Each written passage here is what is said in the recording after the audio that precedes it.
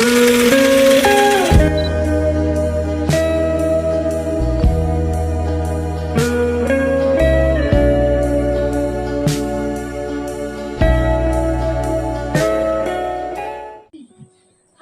semuanya, kembali lagi bersama saya Hana Susanti Raja bersama rekan saya Maria Relia Krain. Oke, di sini kita akan membahas topik yang sangat jarang mungkin kita sadari ya, tapi sangat mempengaruhi kehidupan kita sehari-hari, yaitu perencanaan pembangunan yang sudah kita pelajari selama setengah semester ini. Teman-teman tahu nggak sih kenapa ada jalan tol? Kenapa juga ada program bantuan sosial? Dan kenapa juga ada program UMKM? Jadi jawabannya itu ada pada sistem perencanaan yang sudah ada sejak 78 tahun yang lalu. Jadi pada tahun 1947 dibuat panitia siasat ekonomi yang diketuai oleh Muhammad Hatta. Ini adalah fondasi pertama perencanaan ekonomi di Indonesia. Oke, lanjut pada tahun 1952 di mana panitia sementara itu menjadi biro permanen dengan struktur yang lebih jelas ya. Di sini itu yaitu Biro Perancang Negara. Lanjut pada tahun 1959 di mana perencanaan itu menjadi departemen yang khusus dengan kewenangan penuh yaitu Depernas. Setelah itu tahun 1963 dari Depernas diubah menjadi Bapernas. Oke, tadi kita sudah membahas tentang sejarah nih. Lanjut, apa sih arti perencanaan pembangunan itu sendiri? Menurut teman, pembangunan sendiri itu apa? Pembangunan adalah proses luas yang menyentuh ekonomi, sosial, lingkungan, dan manusia.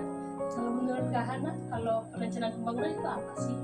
Oke, perencanaan pembangunan sendiri itu adalah tahapan awal dalam proses membuat sesuatu perubahan ataupun hal yang baru sehingga mencapai tujuan yang sudah diinginkan.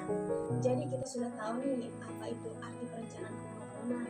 Nah, dalam perencanaan pembangunan ini pasti ada sistemnya. Jadi sistemnya ini terdiri dari input, proses, output, impact, dan feedback. Oke.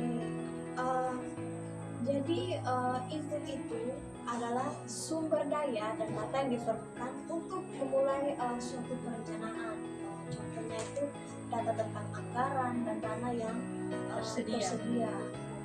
Setelah itu ada proses, yaitu tahapan pengelolaan pemasukan menjadi rencana yang terstruktur. Contohnya itu penyusunan rencana kerja pemerintah atau RKP. Ya. Lanjut ke output, di mana hasil langsung yang berwujud dari proses yang telah selesai atau dilaksanakan. Setelah itu ada impact atau dampak, itu konsekuensi jangka panjang atau perubahan signifikan yang dihasilkan dari output. Nah, setelah output ini pasti ada feedbacknya itu atau umpan balik, di mana informasi atau evaluasi yang dikumpulkan setelah proyek berjalan untuk perbaikan di masa yang akan mendatang. Oke, tadi kan sistemnya. Jadi secara garis besar pembangunan itu dapat melalui tiga divisi pertama sebagai proses sosial ekonomi yang meliputi transformasi struktural dari sektor pertanian ke industri dan jasa, serta nation building untuk memperkuat strategi sosial dan politik.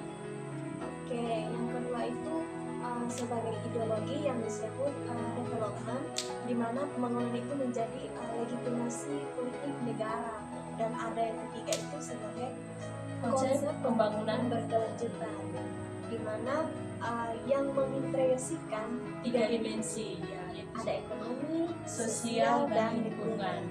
Setelah itu ada teori modernisasi. Teori pembangunan tersebut ada sosial ekonomi yang mengkaji proses transisi masyarakat dari keadaan tradisional ke keadaan modern. Ya. Setelah itu kan kita sudah membahas nih pengertian, ada sistem dan teori. Apa sih Kak unsur dari perencanaan pembangunan? Jadi dalam perencanaan pembangunan ini ada 6 unsur utama, di mana unsur utama ini saling terkait untuk mencapai tujuan pembangunan yang berkelanjutan. Jadi yang pertama dalam unsur ini yaitu analisis situasi, di mana sebagai awal dan mengumpulkan dan menganalisis data kondisi sosial, ekonomi, politik, dan lingkungan wilayah yang akan dibangun. Yang kedua itu penetapan tujuan yang khusus, yang harus spesifik, terstruktur, dapat dicapai, relevan, dan terbatas waktu. Nah, yang ketiga itu ada pemilihan strategi. Pemilihan strategi ini mempertimbangkan kondisi lokal dan sumber daya yang tersedia. Adapun yang keempat itu alokasi sumber daya, di mana alokasi sumber daya ini mencakup keuangan, tenaga kerja, infrastruktur, teknologi yang secara efisien dan adil. Adapun yang kelima itu pengawasan dan evaluasi, itu untuk memastikan implementasi sesuai rencana dan mengukur tingkat keberhasilan. Yang terakhir itu partisipasi masyarakat yang melibatkan keterlibatan aktif warga dengan proses perencanaan, implementasi, dan pengawasan pembangunan. Oke. Dalam partisipasi masyarakat ini menarik ya Kak. Ya, Kak. Jadi dalam partisipasi masyarakat ini pasti ngomong tentang musrembang ya. Iya.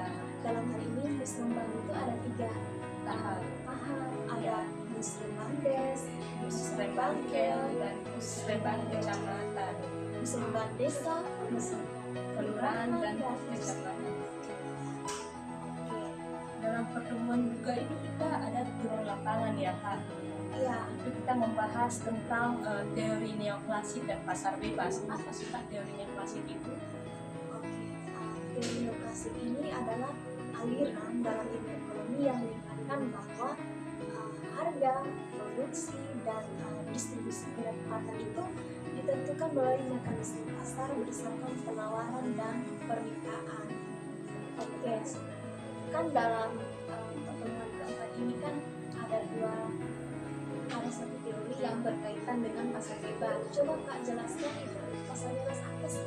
Pasar bebas merupakan teori yang lebih menekankan pada keputusan pelanggan dan juga minimnya peran pemerintah. Jadi tanpa minim dari campur tangan pemerintah Kak. Oke Kak, setelah pertemuan keempat itu kan kita membahas tentang teori neoklasik dan juga pasar bebas. Nah, setelah itu adapun Tahapan perencanaan itu ada 3, itu jangka panjang, jangka menengah, dan tahunan. Jadi jangka panjang itu ada terdiri dari 2 itu. Yang pertama RPJPN dan RPJPD. Jadi RPJPN itu Rencana Pembangunan Jangka Panjang Nasional, itu ditetapkan dengan undang-undang menjadi panduan utama pembangunan nasional. Setelah itu ada RPJPD, itu Rencana Pembangunan Jangka Panjang Daerah, ditetapkan dengan peraturan daerah mengacu pada RPJPN.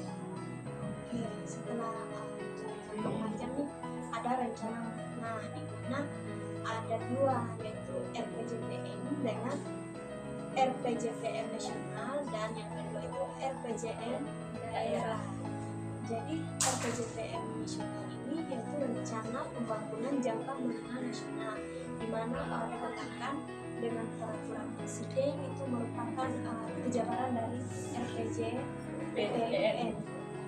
Oke, yang kedua itu RPJPN daerah, di mana rencana pembangunan jangka menengah daerah itu ditetapkan oleh pemerintah daerah. Ada peraturan daerah itu merupakan kejabaran dari RPJP daerah dan RPJM nasional. Setelah itu ada tahunan, yaitu ada RKP atau Rencana Kerja Pemerintah. Itu merupakan dokumen perencanaan tahunan yang merupakan gambaran dari RPJM nasional. Setelah itu ada Renstra, di mana rencana strategi kementerian atau lembaga ya, ditetapkan dengan peraturan dengan kementerian atau lembaga yang disesuaikan dengan RPJM nasional. Oke, oke Kak Delia, tadi kita sudah membahas materi perkuliahan kita selama setengah semester ini ya. Semoga materi yang kami sampaikan boleh menjadi wawasan bagi Dan diterima oleh teman-teman yang sedang menonton ini. Oke, bersama saya Hana Susanti Raja dan saya Maria Media Krain. kami pamit undur diri. Bye bye. Bye.